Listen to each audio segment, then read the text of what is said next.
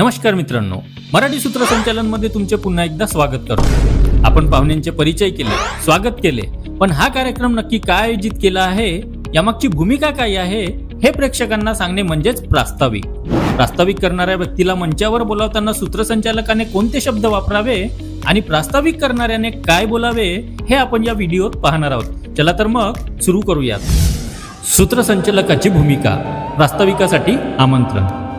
कार्यक्रमात प्रास्ताविकासाठी बोलावताना ही चारोळी वापरू शकता।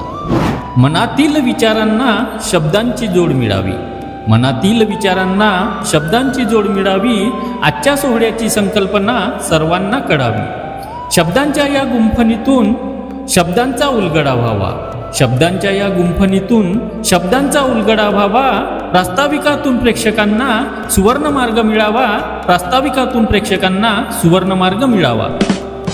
तर आजच्या कार्यक्रमाचं प्रास्ताविक करण्यासाठी मी आता मंचावर आमंत्रित करतो आदरणीय, इथं प्रास्ताविक करणाऱ्या सरांचे नाव घ्यावे यांना, किंवा तुम्ही प्रास्ताविकासाठी बोलवताना हे वाक्य सुद्धा वापरू शकता।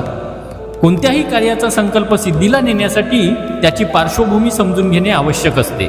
आजच्या या सोहळ्याचा मुख्य हेतू आणि संकल्पना स्पष्ट करण्यासाठी मी आता मंचावर आमंत्रित करतो आदरणीय, इथं प्रास्ताविक करणाऱ्या सरांचे नाव घ्यावे यांना।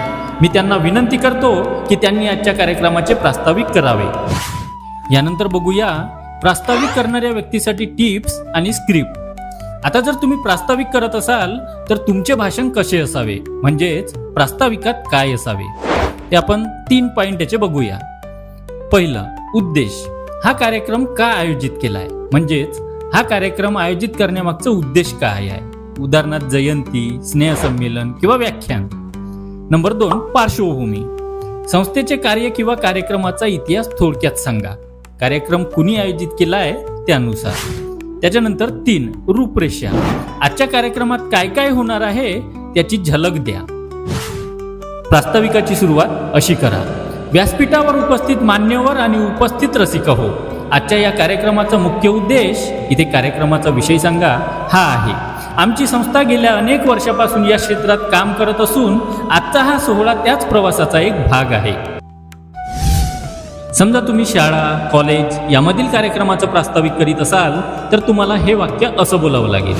उदाहरणार्थ, व्यासपीठावर उपस्थित मान्यवर आणि उपस्थित रसिक हो, आजच्या या कार्यक्रमाचा मुख्य उद्देश महाविद्यालयातून प्रावीण्य प्राप्त केलेल्या गुणवंतांचा सत्कार करून त्यांना प्रोत्साहित करणे हा आहे।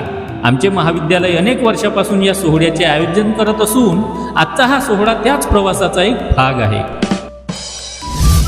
तर अशा प्रकारे कार्यक्रमानुसार तुम्ही काही शब्द बदलून हे वाक्य वापरू शकता। प्रास्ताविक करताना प्रास्ताविक करणारे प्रसंगानुसार या चारोळ्या प्रास्ताविकात वापरू शकतात। कार्यक्रम शैक्षणिक असेल, स्नेहसंमेलन असेल तर ही चारोळी वापरू शकता।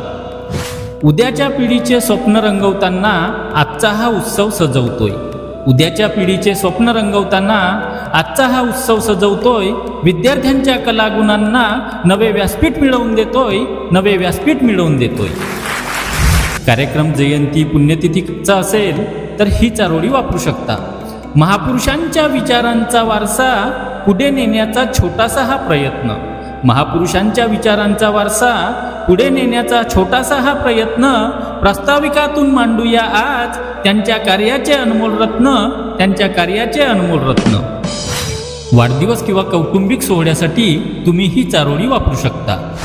नात्यांच्या या विणलेल्या गोफात आनंदाचे क्षण वेचतोय, नात्यांच्या या विणलेल्या गोफात आनंदाचे क्षण वेचतोय, स्नेहाच्या या सोहळ्याची थोडक्यात ओळख करून देतोय, स्नेहाच्या या सोहळ्याची थोडक्यात ओळख करून देतोय। यानंतर बघूया प्रास्ताविक संपल्यावर सूत्रसंचालकाने काय बोलावे। प्रास्ताविक संपल्यावर सूत्रसंचालकाने लगेच पुढच्या टप्प्याकडे जाताना म्हणावे, धन्यवाद सर, आपल्या प्रास्ताविकातून या कार्यक्रमाची दिशा स्पष्ट झाली आहे आणि प्रेक्षकांमध्ये आता अधिकच उत्सुकता निर्माण झाली आहे। खूप खूप धन्यवाद। तर मित्रांनो, प्रास्ताविक म्हणजे कार्यक्रमाचा आरसा असतो जो प्रेक्षकांना पूर्ण सोहळ्याची झलक दाखवतो। हे प्रास्ताविक जर प्रभावी असेल तर कार्यक्रमही एक वेगळीच उंची गाठतो।